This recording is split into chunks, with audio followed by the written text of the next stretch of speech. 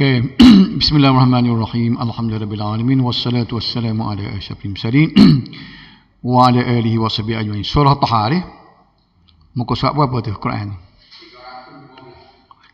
312. Surah Taha. Okay. Bismillahirrahmanirrahim.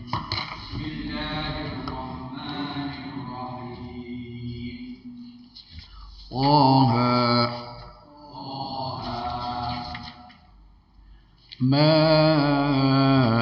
أنزلنا عليك القرآن لتشقى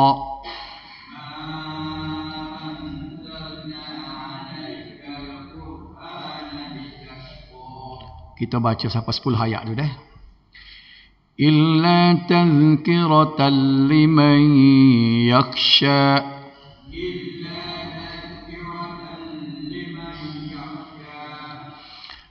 Tanzilan mimman khalaqal arda was samawatil ula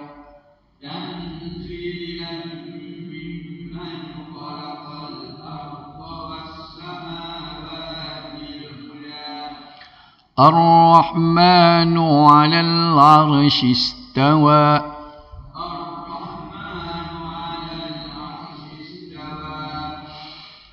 له ما في السماوات وما في الأرض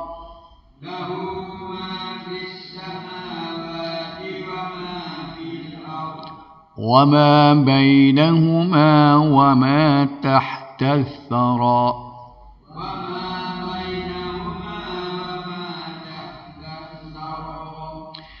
وإن تجهر بالقول فإنه يعلم السر وأخفى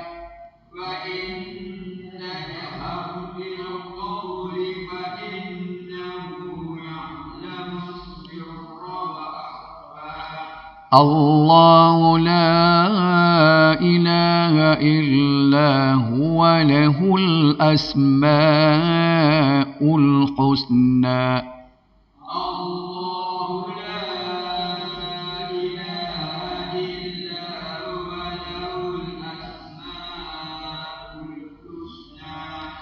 وهل أتاك حديث موسى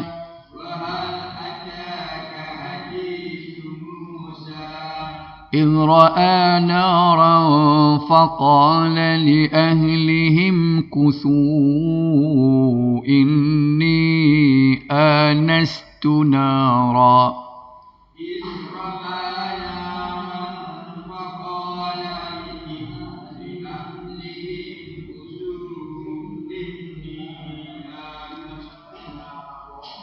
لعلي آتيكم منها بقبس أو أجد على النار هدى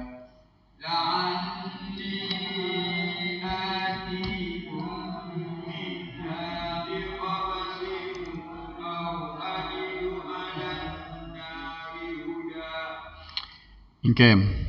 Habis surah Maryam, kesambung pula dengan surah Taha. Baik, Taha ni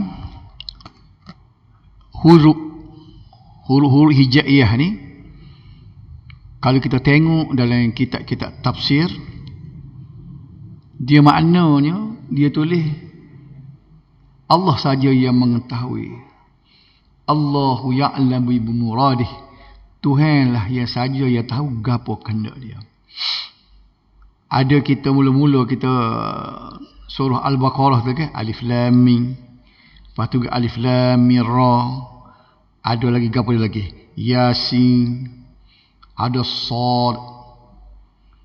Hak panjang Nun. Qaf. Tu sebutir huruf. Ada 2 butir macam Yasin. Ada 3 butir huruf Alif Lam Mim. Ada hak panjangnya gapo dia panjang sekali. Surah Maryam ni Kaf Ha Ya Ain Sad.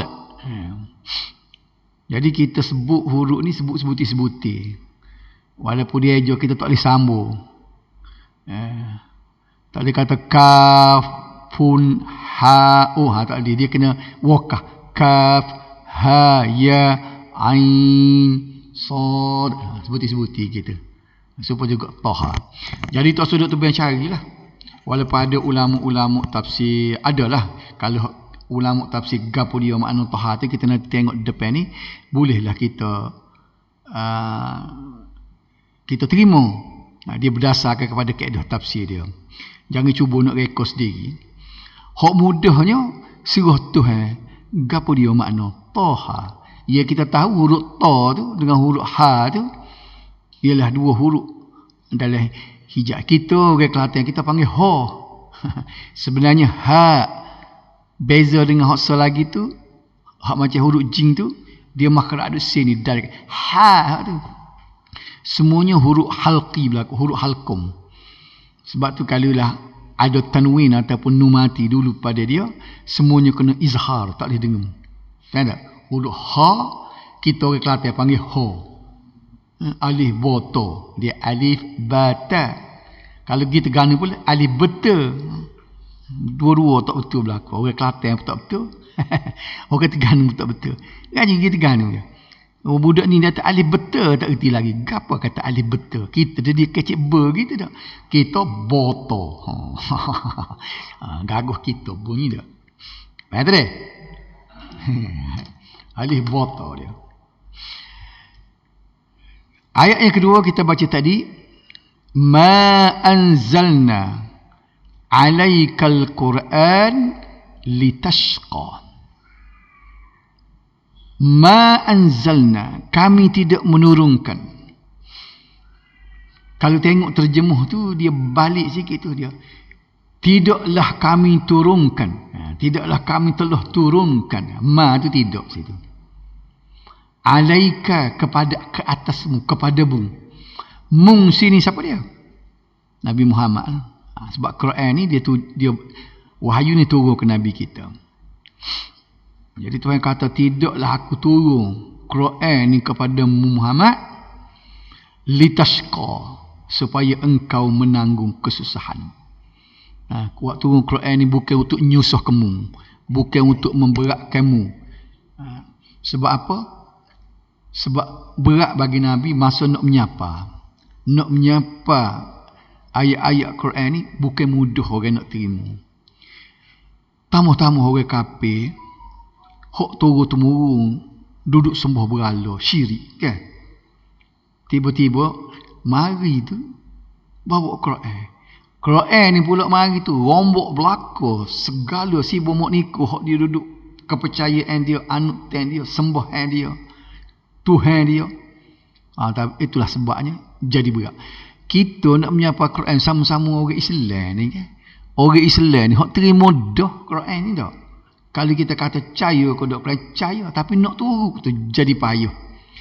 Hak benda-benda yang tak sakut paut dengan tak konsep hidup dia, kita ambil kita orang Islam, orang Melayu kita ni. Dia tak ada masalah kita royak nikmat syurga, royak langit bumi bulan bintang kan. Tak ada masalah dia. Kalau sebuah hukum sudah lalu. Sebut hatu tu aurat misalnya. Waktu bi ayat surah An-Nur. Banyak dari surah An-Nur tu cerita hak aurat wanita. Jadi payah sini tu. Dia kata Quran tu kena tafsir lagu mana. Di waktu bi macam-macam lah dia bahas. Dah. Jadi dia kaedah manusia. Bila kita nak royak benda yang menyentuh ni yang masalah. Ada juga kadang-kadang ustaz tu juga, ustaz tu lebar, dia kata apa, dia kata ceramah sikit, dia kata kau dah galik sebuah hak orang marah, dia kata belana lagi boleh tahan royak orang marah. Dia nak lagu tu terus sudah royak lah benda hak suka, royak hak cerita tu cerita Nabi Khidir dengan cerita Nabi Musa kan, seronok kan dengar cerita Zulkarnain, hak benda tidak setuh dia. Dia nak suruh lagu tu sedap. Dia kata dia mula ni, dia kata kalau nak mengajar apa duk setuh orang, duk royak tu tak boleh ni. Kalau gitu dia nak suruh tu selera kan. Quran ni mereka basyiran wa nazira. Basyiran ni royak berita gembira. Tak apa, orang belakang berita gembira. Wa nazira. Nazira ni ancaman, peringatan. Kalau mu tak tahu Quran, mu tak tahu hukum Tuhan, ni geruh dia. Nampak tak? Jadi sini Tuhan sebut sini, dia kata kami sini Tuhan lah. Dia Tuhan ni, Allah ni kadang-kadang dia bahasa aku, kadang-kadang dia bahasa kami. Kami dia kalau kita kuk kita jadi ramah, tidak kami ramah ke ni. Tapi dok Tuhan ni jangan kata bila dia sebut kami jadi ramah. Kita guna kami juga. Tika mana? Tika kita seorang kita guna kami. Dalam teh tu iyyaka na'budu. Iyyaka na'budu ni kepadamu lah. Kamulah Allah na'budu. Kami sembah. Wa nasta'in.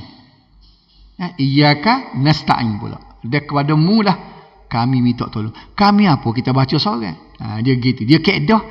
Kalau hamba ni guna kami menunjukkan kita ni rendahnya kita. Tak pada seorang. Kena ratan. Kena pakat ramai-ramai. Tapi kalau Tuhan guna kami, walaupun guna benda yang sama, menunjukkan kebesaran dia. Keagungan dia. Situ dah. Itu kaedah dia. Benda yang sama, duduk di Tuhan jadi lagu lain. Duduk kita jadi lagu lain. Kita guna kami menunjukkan rendahnya kita. Tuhan guna kami menunjukkan kebesaran dia. Ada bendanya kan, sebab kita duduk dengan sama dah. Ada sifat kau Tuhan tu molek kau kita huduh. Gapo dia contoh dia? Al-mutakabbir. Mutakabbir itu kalau orang ngaji dari sikit dah bahasa dia panggil isi fa'il dia. Makna pembuat. Al-mutakabbir maknanya orang yang sombong. Takabur, orang yang takabur. Lepas tu tak apa kau. Kata Tuhan ni orang yang sombong. Dia sendiri bubuh nama dia dalam Quran. Nampak tak? Dalam dia Quran. Dia sebut nama dia Al-Mutakabbir. Sifat kita panggil takabur. Tu dia punya kata terbit dia takabur. Kita kok Kelantan panggil takabur. Ada? Jadi sifat Tuhan, sifat takabur tu, dia diri dia nama Al-Mutakabbir, comel duduk dia, duduk kita huduh. Bahkan kalau ada sifat mutakabbir, ada apa sifat takabur ni ada diri kita ni, ada dalam habis, dalam disebut la yadkhulul jannah man kana fi qalbihi mithqala dzarratin minal kibri. Tidak akan masuk syurga jika ada seseorang itu dalam hati dia ada sebesar sayap nyamuk, sebesar biji sawi. Gapo dia? Sifat takabur, agah. Molek. Kalau agah duduk di sisi Tuhan sedang molek dengan dia, tapi kalau duduk di kita, agah ni dalam hadis Nabi tadi dia sebut tak boleh masuk surga kalau pada sikit pun sifat takabur. Itu sebab tu kita ni kita duduk ngaji fiqh, ngaji apa nak panggil akidah, kita kena ngaji juga akhlak, tasawuf dia panggil. Tasawuf sebenarnya untuk nak jaga hati, tak siwi punuh amalan. Tapi orang kita ni bila bunyi tasawuf dia nak ngaji moga lain, nak ngaji martabat wali. Aku mana amal nak jadi tok wali. Bila nak jadi tok wali tu tujuan ngaji tasawuf nak jaga hati. Tiba-tiba dia ngaji tasawuf jadi dia apa? Dia berasa dia martabat tinggi. Kita ni orang makam tinggi, kita ni orang tok wali, demo ni kelah-kelah orang awam. Kita ni kelah khawasul khawas. Orang special. Lepas tu jalan tak jejak bombing. Berasa hebat. Mudah je saya tinggi geletik. Saya tinggi senjah sikit. Ngaji tasawuf sebenarnya nak jaga hati, tak siwi takabur, tak siwi riak, tak siwi nunjuk kau kan. Dok, ngaji tasawuf, berasa kita ngaji kita hikam benar ni. Dia mau ngaji kulit, dia mari lagu tu. Nak tahu dia sombong tak sombong bila dia kecek. Dia kecek tu nampak gaya tu, nampak macam lebih dia. Orang lain ni dia mau tak boleh ngaji, dia mau tak faham ni orang awam ni pada ni maunya kita hak tinggi ni boleh ngaji. Tengok. Kat yalah dah tu. Okey. Jadi Quran ni sebenarnya dalam ayat yang kedua ni Tuhan kata dia turun kepada Nabi kita Muhammad bukan untuk litashqa, ia berasa dia tu berat menanggung kesusahan. Hurah sikit. Ada pendapat yang mengatakan tadi sebut dah dalam banyak-banyak tafsir disebut Allah lah saja dia yang mengetahui huruf-huruf Huruf sebuti-sebuti huruf gini. Huruf Taha, Yasin, Alif Lam Mim, Alif Lam Ra, Sad, Nun. Semua benda-benda tu huruf-huruf lagu tu Allah sahajalah yang mengetahui. Tapi ada pendapat yang mengatakan bahawa Taha ialah salah satu nama Nabi sallallahu alaihi wasallam. Ni kalau kita tengok setengah tafsir betul ke tak tu wallahu alam. Dia ambil mana sebabnya tidak adalah petunjuk-petunjuk hadis kau ya secara sahih menyebutkan, dan Nabi sendiri tak pernah sebut, sahabat-sahabat sendiri pun tak pernah sebut Nabi kita nama Taha. Tapi ada pendapat. Ada pendapat yang mengatakan bahawa Taha ialah suruhan yang berasal daripada lafaz Taha, Ta'aha, yang berarti tapakkanlah kedua belah kakimu di atas bumi. Dia kata sebab apa? Sebab ayat ni kira ada kena mengena lepas pada tu, ayat nombor 2 tu. Gapo dia yang tiba-tiba tu letaklah kedua tapak kaki kamu atas bumi apa? Dia cerita dia gini. Hal ini adalah disebabkan ketika Nabi sallallahu alaihi wasallam mengerjakan solat malam terlalu lama. Lama Nabi. Sebab tu dalam riwayat dia, siapa bekok kaki. Diri kita dengar orang ceramah 2 jam bekok kaki. Cikgu rasa kayak dulu biasa dengar ceramah tidak 2 jam caca. Tak bekok kaki tak. Ni lama ni, bukan 2 jam ni. Jadi kalau nak semayang lama, kita semayang seorang. Lah. Lepas semayang esok tu nak berdiri rapat subuh. Lah, dan lain. Tapi kalau jadi tu email orang, tak boleh lama. Banyak hadis-hadis yang Nabi larang. Tak apa Nabi marah lah. Mung ni nak melihat, nak melari ke orang ke tak. Nak sebut sekali lagi kita biasa dengar. Nabi dalam dalam fiqh sunnah ada sebut hadis, dia mari hadis ni. Nabi bila dia duduk tengah semayang tu kan, dia dengar budak tiup.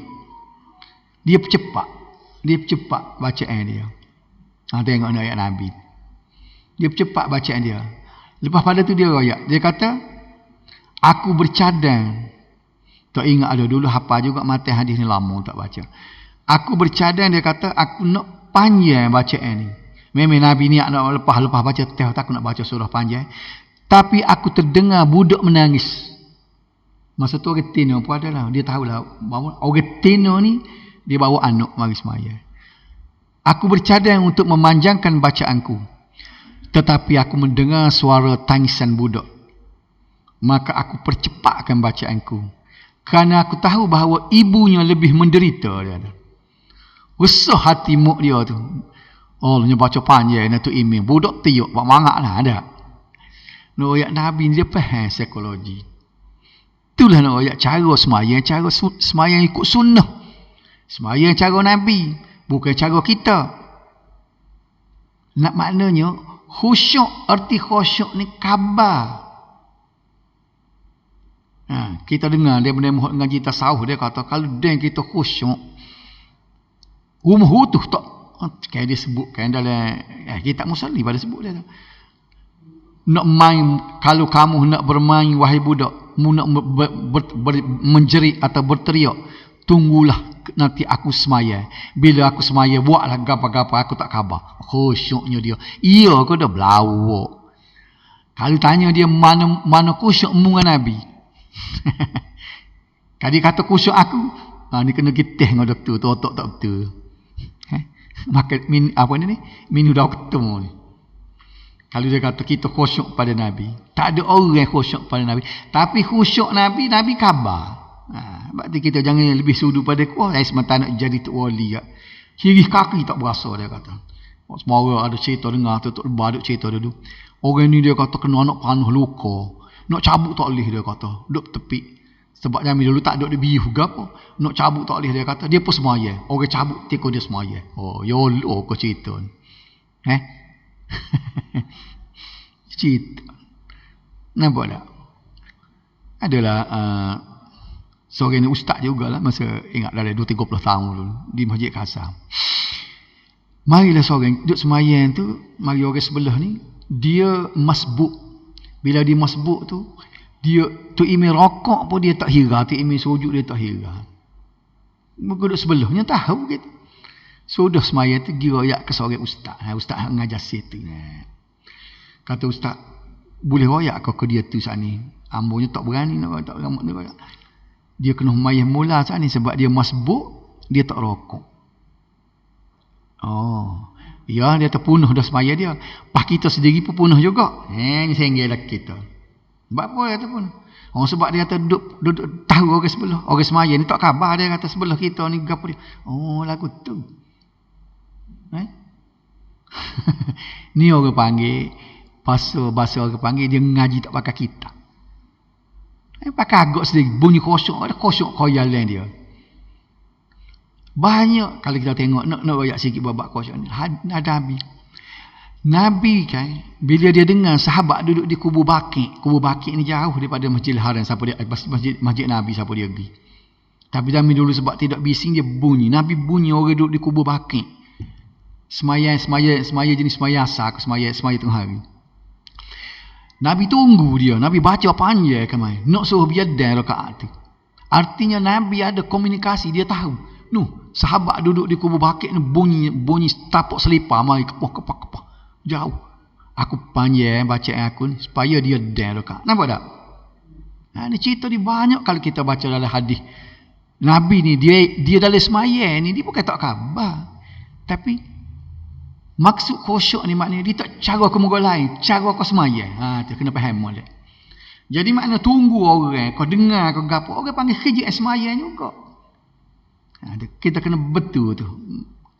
Khusyuk bukan mestinya tak khabar, tapi kita duduk cara khas semayang, tak cara ke muka lain. Tak cara ke motosikal, tak cara ke kedai kopi, tak cara ke muka tu. Kita cara ke semayang kita ni.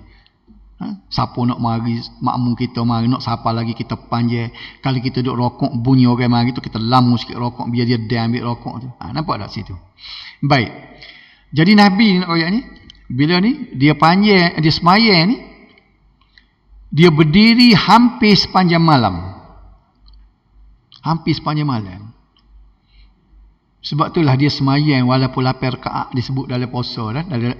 Aisyah kata Nabi tidak pernah lebih daripada 8 rakaat sama ada di bulan Ramadan ataupun di bulan Ramadan. Tetapi dia kata, jangan kamu tanya cara mana panjang dan cara mana comelnya Nabi semayang. Sebab tidak mampu mu nak buat seperti dia. Faham tak? Jawab gapo dia hak sebut tadi je, kalau nak tahu bekok kaki. Tu dia, betul. Baik. Kemudian Nabi tu rasa penat, lalu diangkatkan sebelah kaki untuk merehatkannya. Dia berasa penat, dia angkat kaki dia. Perbuatan itu ditegur oleh Allah supaya menampakkan kedua-dua belah kakinya jangan sampai menyusahkan. Maknanya kalau nak kelenguh enggak sikatlah semayangnya. Ni Nabi dia tebing juga. Maknanya dia lenguh nak baca panjang lagi dia angkat kaki sebelah. Jadi katanya tafsir tadi Taha tu maknanya satu suruhan larangan kepada Nabi tu kalau nak semayang buh dua-dua tapak kaki. Jangan main akak sebelah. Kalau tak cakap berhentilah dulu. Gitu maknanya. Faham tak? Tu nak bincang bab Taha tu baru tu. Ayat yang kedua tadi. Ayat kedua tadi disebut Quran turun tu bukan untuk nyusah ke Nabi. Turunnya Al-Quran kepada Nabi sallallahu alaihi wasallam bukanlah merupakan beban yang menyusahkan. Sebab Nabi dia dalam ayat-ayat lain kan, dia duduk mikir ke masyarakat Arab pada masa tu lagu mana nak suruh terima Quran. Jadi ayat-ayat lagu ni nak menghilangkan beban Nabi. Dia duduk mikir lagu mana nak sapa Quran ni di tengah masyarakat jahiliah. Semua berhala. Tuhan dia jamin tok nenek lagi duduk. Tuhan tokoh kayu tu tiba-tiba nak halih kepada Tuhan hak sebenar. Tapi sebaliknya untuk disampaikan dan menjadi peringatan kepada manusia. Dan baginda tidak bertanggungjawab sekiranya mereka tidak menerima Al-Quran. Ni. Jadi Tuhan tidak akan tanya Nabi, bapa orang tak berimeh, bapa sikit orang berimeh, ramah orang jadi kafir. Lepas. Sebab Nabi dia orang kata kalau dia menyampaikan Islam ni, dia berdakwah ni orang panggil habis meta. Habis gering kederak, tak ada buat kerja muka lain. Jadi dia tidak salah dah. Sebab tu kalau tengok ada hadis dia menyebutkan Nabi-Nabi ni bila duduk di padang mahsyar, di belakangnya ialah umat-umat dia. Umat Nabi kita ni, Nabi duduk depan, umat dia berjujuk belakang ramai dia. Ada Nabi-Nabi kadang-kadang 2-3 orang. Ada Nabi-Nabi tu kadang-kadang Rasul tu seorang dia tak ada. Dia ni jadi Rasul nak menyampaikan Islam kepada umat dia, tiba-tiba tak ada seorang habuk, seorang dia. Kalau ngoni mampu pozek. Dia je undi dia. Saya pun tak undi dia. Dia seorang. Rasul. Kalau Nabi dia tidak menyampaikan, kita mengajikan Nabi ni dia terima wahyu tapi dia tidak menyampaikan. Rasul. Rasul ni kalau tengok dalam 25 orang tu disebut dalam Quran. Berapa orang? Cikgu Hasan Rasul semua ni? Dalam kitab sebut. 25 tu sebut dalam Quran. Jumlah Rasul semua 313. Kita tak tahu banyak lagi Rasul. Banyak lagi Rasul. Hak tidak Nabi, hak tidak Rasul, contohnya macam Nabi Khidir. Kan kita baca dah surah Al-Kahfi baru ni kan. Dia Nabi tapi tidak Rasul. Tapi ni hak ni nak betul ni. Dalam ayat tu dia menyebut bahawa Nabi Khidir tu dia tahu ilmu di sebalik ilmu zahir. Nabi Musa tahu syariat. Nabi Khidir tahu hakikat kan. Sebab tu ada 3 peristiwa dia tunjuk tu. Nabi Khidir kita buk kapal. Ingat tak? Lepas tu repih tekok budak. Lepas tu dia tak siakak dinding tu. Ketiga-tiga tu Nabi Musa tengok dari segi syariat salah ni. Apa main bunuh orang? Apa tebuk kapal orang? Tidak salah kan? Tapi Nabi Khidir tu dia terima ilmu yang Nabi Khidir tak tahu. Nampak tak? Itu saja dia nak royaknya. Tapi orang punya cerita ni dia akak Nabi Khidir ni sehingga lebih pada Nabi Musa. Hak ni salah. Salah akidah lah ni. Ingat ni betul molek nak royak. Pasal benda ni akidah. Benda tentang Nabi ni, Rasul ni dibincang dalam bab akidah. Kalau akidah kita kata Nabi Khidir lebih martabat dia daripada Nabi Musa, ni akidah salah. Kau selama ni duk ingat lagu tu. Duk puasa wedding, duk puasa lebih Nabi Khidir kepada Nabi Musa selama kening. Kalau dengar orang dia kata pasal hebat ilmu laduni. Ilmu Nabi siapa Nabi Musa pun kena pergi belajar dia betul. Tapi martabat dia di sisi Allah Nabi Musa lebih jauh daripada Nabi Khidir. Pasal apa? Nombor 1 dia Rasul dan Nabi. Nabi Khidir Nabi saja. Lepas tu pula Nabi Musa ni ulul azmi. Antara Rasul 313 orang tu dia masuk dalam hak 5. Dia duduk nombor berapa dia? Nombor 3. Nabi Muhammad, Nabi Ibrahim, Nabi Musa, Nabi Isa, Nabi Nuh. Tu pakat dia. Nombor 1, nombor 2 dia nombor 2. Tiba-tiba bila dia nak mengajar ilmu tasawuf, dia nak royak ilmu hakikat, nak seorang gerang ke ilmu hakikat ni, nak ke ilmu hakikat ni, dia pergi ulah, dia pergi hurah sehingga dia akak Nabi Khidir itu lebih daripada Nabi Musa. Dia kata Nabi Khidir ni tahu hak benda-benda di sebalik akan datang. Bukan semua tahu. Dia sebut situ 3 perkara tu ya Tuhan royak ke dia nya. Dalil bukti hak dia tak tahunya. Apa ketika Nabi Musa pergi jumpa dengan dia tu kan, dia tak kenal Nabi Musa. Dia tak tahu pun Nabi Musa nak jumpa dia. Dia tanya mung siapa? Bila Nabi cerita tu baru dia tahu. Kalau dia tu tahu ilmu hakikat kan, aku apa akan terjadi akan datang, Nabi Musa nak jumpa aku ni. Tak tahu pun dia. Tak kenal pun. Maknanya Nabi Khidir tu dia tahu tu hak Tuhan royak lu 3 perkara tu je. Nampak di situ tak? Jadi kita kena betul sini. Kalau ada orang royak kita kena betul ke dia kata Nabi Khidir walaupun hebat dengan dalam Quran, tapi dia lebih rendah lagi pada Nabi Musa di sisi martabat dia. Faham situ lah? Okey. Ayat ini sebagai hiburan kepada Nabi sallallahu alaihi wasallam yang telah bersusah payah menghadapi kesukaran dalam menyampaikan risalah Islam. Nabi ni dia berasa sedih lah. Orang yang terima masa duduk Mekah ni orang jerih-jerih. Kita kata orang kapur, orang miskin. Hok kaya-kaya macam Abu Sufyan, Abu Lahab, Abu Jahal. Orang elit. Siapa buat ngani? Siapa dia nak turun pokok darah? Pokok miskin, pokok sesuk, pokok kaak nak turun. Jadi dia dalam keadaan Nabi tu berasa. Tapi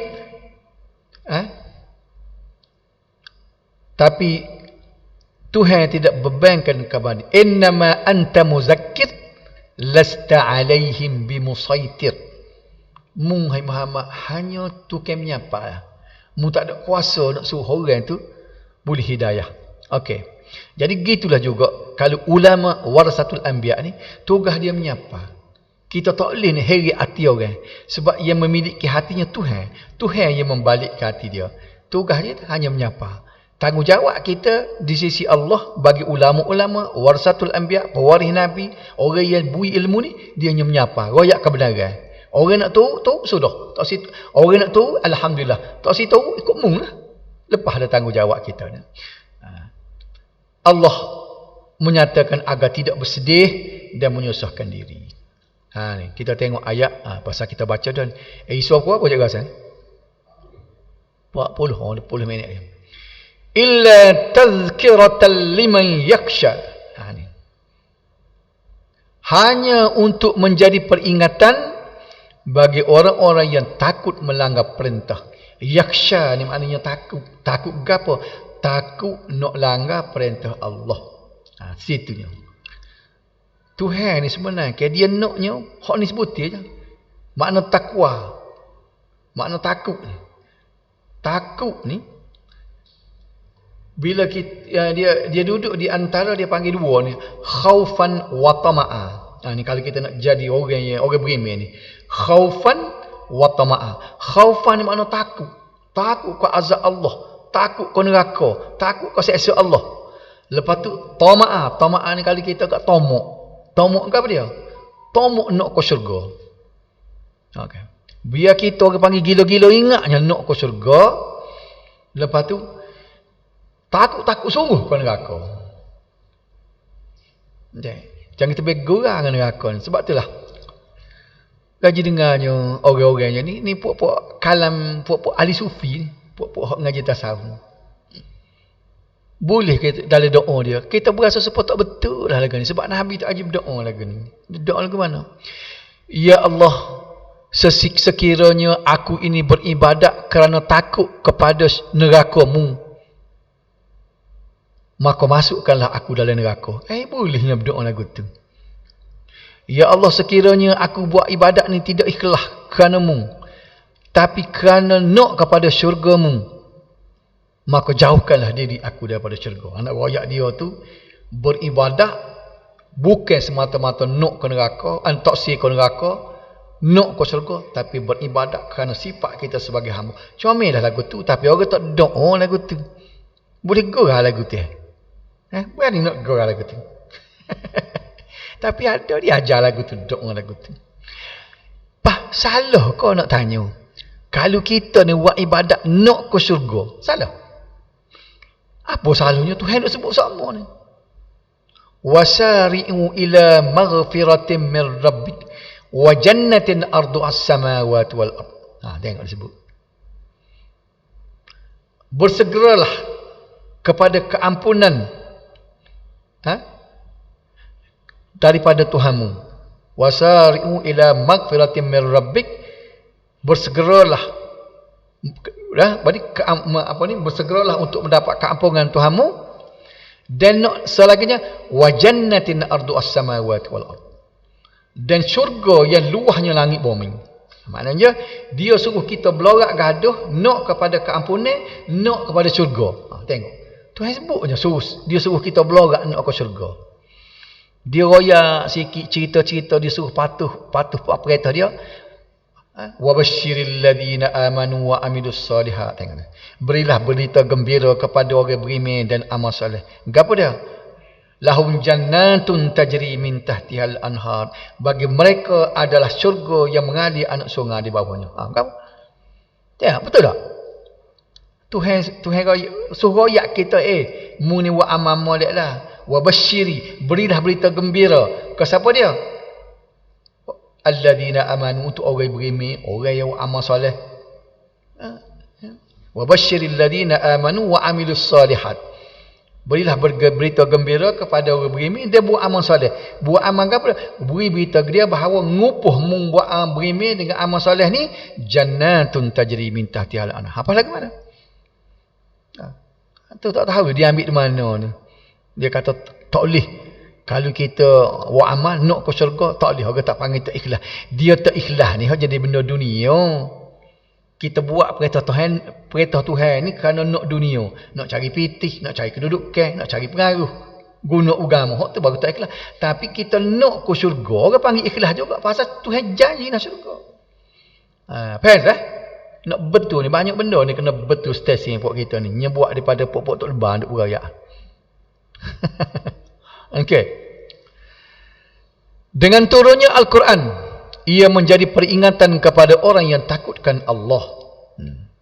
Sebab Quran dia tak ada ayat muka lain. Ayat benda turut perintah Tuhan, mu boleh gani. Mu lawan Tuhan, ning dia benda hak bolehnya. Manakala orang yang tidak takutkan Allah tidak memberi apa-apa faedah dengan turunnya Al-Quran. Sebab Quran ni dia berguna menjadi syifa, menjadi penawar kepada orang-orang beriman saja. Okay. Kalau orang itu tak siap Al-Quran, tak ada bersatu. Sebab tu kata dia ada Quran di rumah kau, baca pun dok usahkan. Okay. Nak turut perintah, nak baca pun malah. Sebab itulah cuba kita buat jadual kita ni biar baca juga Quran sehari. Kan? Biar baca juga kan. Orang yang amal nak tidur malam misalnya surah Al-Mulk tu, itulah boleh baca. Kira baca Quran dah tu. Tapi biar kita buat jadual, baca selah ko, 2 lah ko sehari, sepipi kan tak? Kalau kita tak buat jadual gitu kan, bila lagi kita nak bacanya? Peringkat pertama, baca. Apalah boleh pahala dah. Kalau boleh tengok makna tu. Boleh tak tengok makna dia, tengok huraian dia tu, boleh dua.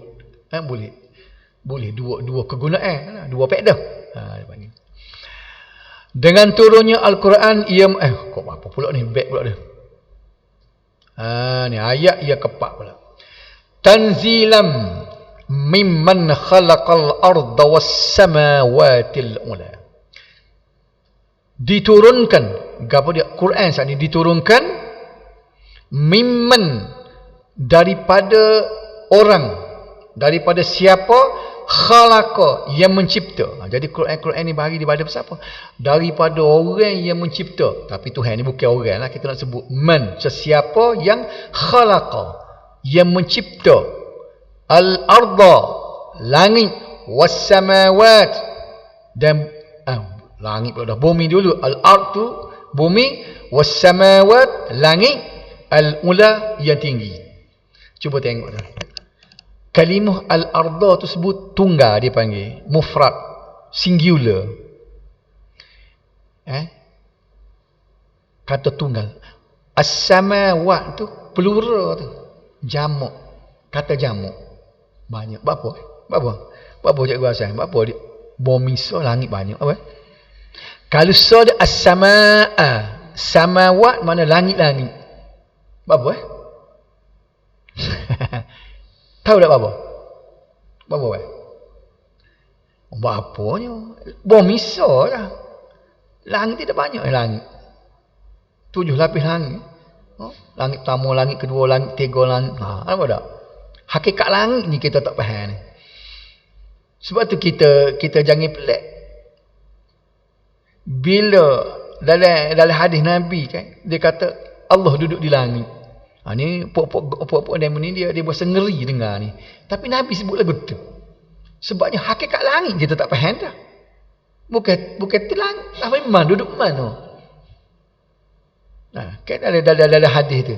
Bila seorang hamba perempuan tu, dia nak masuk Islam. Dia nak bebas. Orang yang perok seorang hamba perempuan ni, dia nak bebas kalau sekiranya Islam. Dia ambil, dia jumpa Nabi. Dia suruh Nabi teh. Rasulullah cuba teh dia ni Islam ke tak? Beriman ke tak sebab nak bebas. Nabi teh. Nabi tanya, "Man ana?" Siapa dia aku? Orang tina jawab, "Anta Rasulullah." Kamu Rasulullah. Tu. Aina Allah? Tengok ni. Ni hadis sahih. Aina Allah, dia tanya. Tuhan duduk mana? Dia tanya orang tina sana ni, hamba ni. Hak tina kata, "Fis sama." Tuhan atas langit. Nabi dengar tu, dia kata atas langit. Nabi tak kata, "Hei, jangan kata Tuhan atas langit." Tuhan ni bukan benda boleh duduk cokoh atas langit. Pasal hakikat langit kita tak tahu. Nampak tak? Nabi kata kepada, "A'tiqha fa innaha muslimatun." Bebaskan, merdekakanlah dia kerana dia telah Islam. Sah dah Islam dia dengan dia mengaku bahawa aku ini Rasulullah dan Tuhan duduk langit. Apa nak kata kuat? Nak kata benda hak orang rekod ni hadis Nabi. Tapi orang ni dia allergic orang panggil. Dia tak boleh dengar bunyi kalau Tuhan atas langit. Ni depan ni ada ayat ni. Yang menurunkan Al-Quran ialah Allah, Tuhan yang menciptakan bumi dan langit serta memiliki seluruh alam. Ni ayat dia. Ar-Rahman 'alal arsyistawa. Ni panjang ni kalau nak bincang hak ni. Ar-Rahman ni nama Tuhan dah. Iaitu Allah Ar-Rahman ni 'alal arsy, di atas arasy, istawa, bersemayam. Apa dah? Ini ayat ni. Dia kata Tuhan bersemayam di atas arasy. Pasal apa? Arasy pun kita tak tahu-tahu. Nak ke ayat ni? Ni bukti dia ni. Orang duk kata Nabi Isra' dan Mi'raj naik atas arasy dengan selipar-selipar. Tak, sebab tu dia ambil selipar wak capar tu. Ambil wak budi pih tu. Sebab dia kira mulianya selipar Nabi boleh naik atas arasy. Sebenarnya waktu hadis palsu tu. Nabi tak boleh tak sapa atas arasy. Dalam kitab Jawi ni perisai bagi sekalian mukallaf, Syekh Abdul Qadir Mandili. Cuba tengok dalam kitab dia tulis bahawa Isra' Nabi itu hanya sapa di Sidratul Muntaha, Nabi tidak sapa di atas arasy. Hok kata sapa atas arasy, orang tak pakai hadis. Hadisnya sapa kat Sidratul Muntaha, arasy atas lagi. Arasy mana dia barang ya su'alah. Jadi tidak peliklah kalau arasy ni hok su'alah, Allah tadi di atas, bukan atas di cokoh atas arasy, atas daripada arasy. Nampak tak? Situ dia. Beza je situ. Baik. Perkataan ni bila disebut nak habis ayat ni dah. Perkataan bila sebut Ar-Rahman, Tuhan Ar-Rahman ni di atas arasy, dia beristawa. Ambil perkataan istawa. Faham orang Arab ni bila bunyi istawa ni gapo dia? Kita Melayu kita tak tahu dah. Apa yang kita berani pergi terjemah bersemayam istawa ni? Kerana istawa ni perkataan Arab yang tempat lain dia guna duduk atas. Contohnya dalam surah gapo dia tu, dia cerita bahtera Nabi Nuh tu tersadai di bukit Judi, di gunung Judi. Dia tu guna ayat dah, fastawat ala judi, alal judi, maka tersadai di bahtera Nabi Nuh itu di atas bukit Jud. Dia guna perkataan istawa juga. Lepas tu adalah surah gapo tu, hak dia ajar kita dah baca doa tu, subhanalladzi sakhkhara lana hadza wa ma kunna lahu muqrinin wa inna ila rabbina lamunqalib. Tidak ada kita baca naik kereta dah. Ada dalam ayat Quran tu disebut wa idza stawaitum 'alaiha faqulu